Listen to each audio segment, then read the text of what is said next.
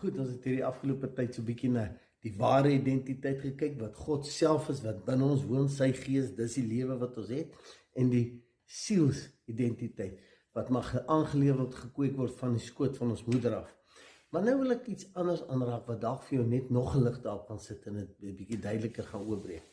In die Bybel sê Jesus daar op 'n stadium, hy sê, dis baie moeiliker vir 'n ryk man om die koninkryk van God in te gaan, as vir 'n kameel om deur die oog van 'n naald te gaan. As op baie tegniese goed wat hy ook kan verduidelik.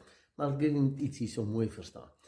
Daai koninkryk waarvan hy daar praat, dit het niks met die hemel te doen nie. Dit praat van hierdie geeslewe, die vrug van die gees, hierdie vrede, vreugde, vriendelikheid, gasvryheid, daai vrede wat alle verstand te bowe gaan.